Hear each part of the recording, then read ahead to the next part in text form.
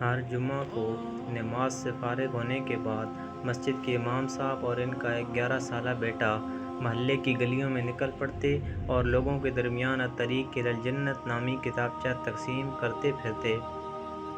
یہ معمول چلتا رہا یہاں تک کہ ایک جمعہ کو موسم ابر آلود ہو گیا۔ موسلا دھار بارش برسنے لگی اور کڑاکے کی ٹھنڈ پڑ گئی۔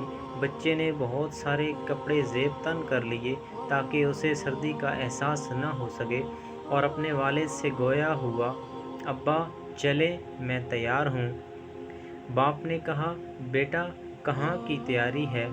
بیٹے نے جواب دیا، ابا جان کتابچوں کی تقسیم کاری کا وقت ہو چلا ہے۔ باپ نے کہا، بیٹا آج موسم کافی ٹھنڈ ہے، بارش بھی ہو رہی ہے، آج موقوف کرتے ہیں؟ یہ سن کر بیٹے نے حیران کر دینے والا جواب دیا اور کہا، ابا جان بہت سارے لوگ تو دوزخ کی طرف بڑھ رہے ہیں۔ باپ نے کہا، بیٹا اس موسم میں نکلنا ٹھیک نہیں۔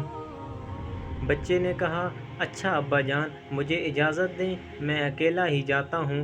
باپ نے کچھ تردد کے بعد کہا، اچھا ٹھیک ہے، احتیاط سے جاؤ۔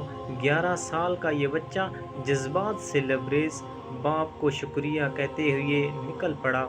اس عمر کے بچے عموماً لڑکپن کی مستیاں لوٹتے ہیں، لیکن یہ ننھی سی نوخیز کلی آفاقی ذہنیت کا شکار تھا۔ راستے بھر بھیگتے بھاگتے لوگوں سے ملتا رہا، کتابچے تقسیم کرتا رہا۔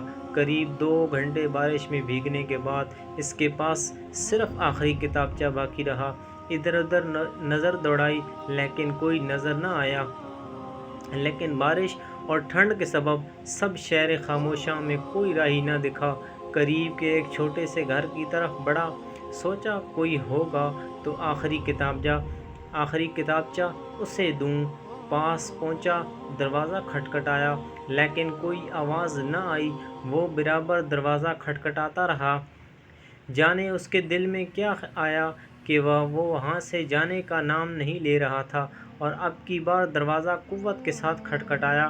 کچھ لمحے بیت جانے کے بعد ایک عمر رسیدہ خاتون دروازے پر آئی، جس کے چہرے پر افسردگی کے آثار نمایاں تھے۔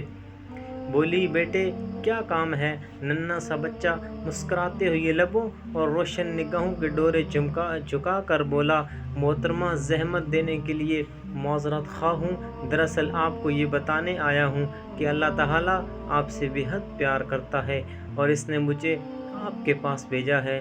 یہ آخری کتابچہ آپ کو ہدیہ کرنے آیا ہوں۔ یہ کتابچہ آپ کو اللہ تعالیٰ کے بارے کچھ پیغامات دے گا اور خالق مخلوق کی حقانیت واضح کر دے گا۔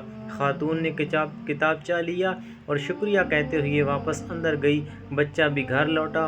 اگلے ہفتے جمعہ کا خطبہ ختم ہونے کے بعد وہ بزرگ خاتون کھڑی ہوئی اور پورے مجمع سے مخاطب ہو کر کہا، میرا یہاں کوئی جاننے والا نہیں ہے اور نہ اس سے پہلے یہاں آنے کا کبھی اتفاق ہوا ہے۔ گزشتہ جمعہ کو میں مسلمان نہیں تھی اور نہ ہی میں نے کبھی مسلمان ہونے کا خیال دل میں لایا تھا۔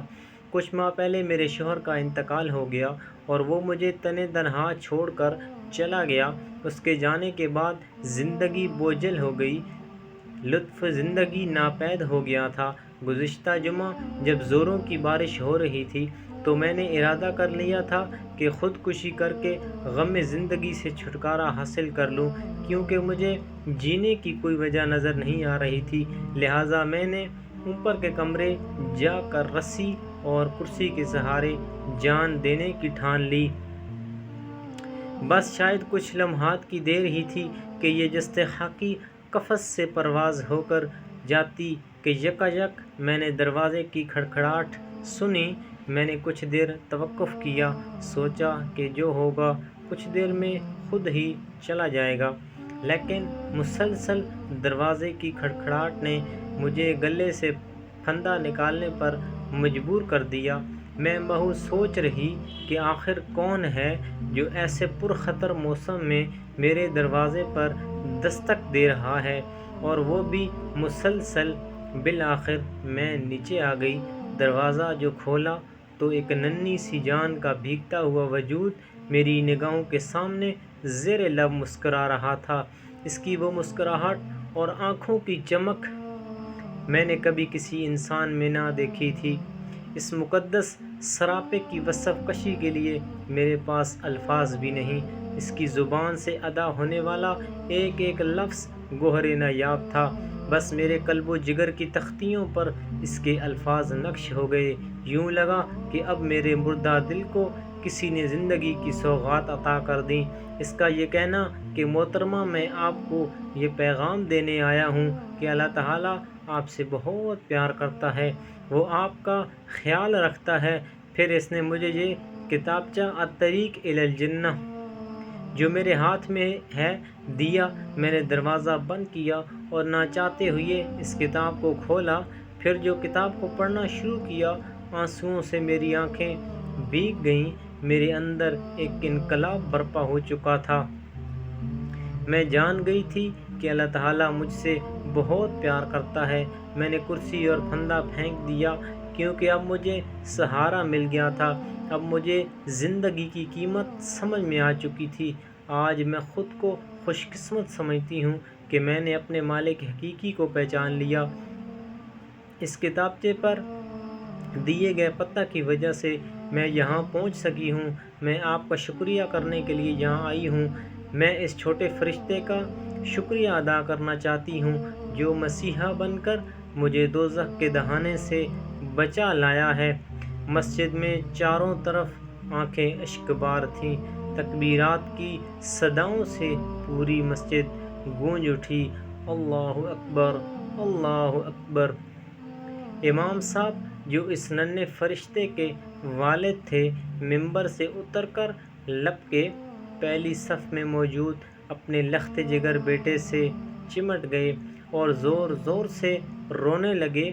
انہیں احساس ہو چلا تھا کہ اس مجمع میں اس جیسا کوئی خوش قسمت باپ نہیں جس کا بیٹا اصلی ہیرے موتی چن رہا ہے۔